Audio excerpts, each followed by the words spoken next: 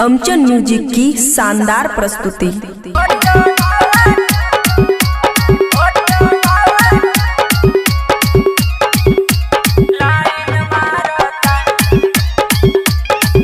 माया recording studio Rajanpur.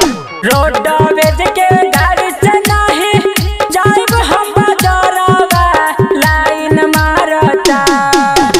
Roadways के गाड़ी से नहीं जाइब हम बाजारवा, लाइन मारता, लाइन मारता।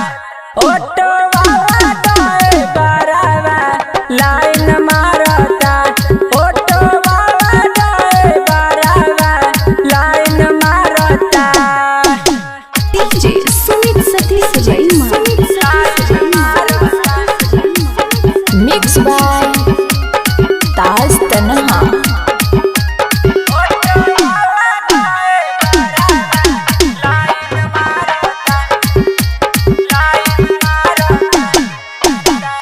टुकुर टुकुर शीशा में से ताके हमरा ओरी, लागे बदनाम कराई के छोरी, टुकुर टुकुर शीशा में से ताके हमरा ओरी, लागे बदनाम कराई के छोरी। देखी छी छोड़पन होकर हमरा लागे बड़ी डरवा, लाइन मारता।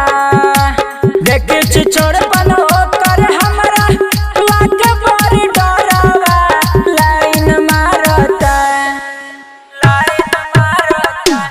ऑटो वाला ड्राइवरवा लाइन मारता, ऑटो वाला ड्राइवरवा लाइन मारता, ऑटो वाला, ऑटो वाला लाइन मारता। माया रिकॉर्डिंग स्टूडियो राजनपुर।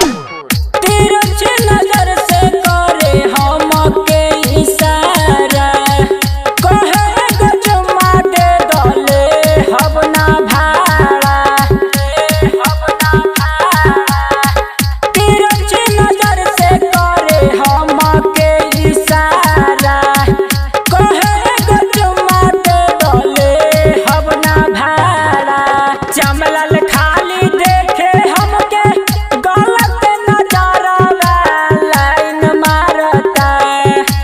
ताज तन्हा देखे हमके गलत नजरवा, लाइन मारता, लाइन मारता।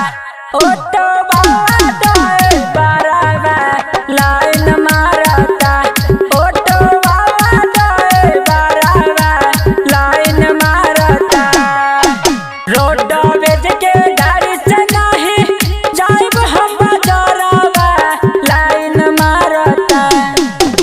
रोडवेज के गाड़ी से नहीं जाइब हम बाजारवा, लाइन मारता, लाइन मारता।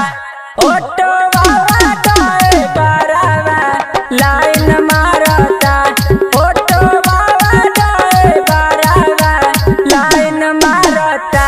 माया रिकॉर्डिंग स्टूडियो राजनपुर।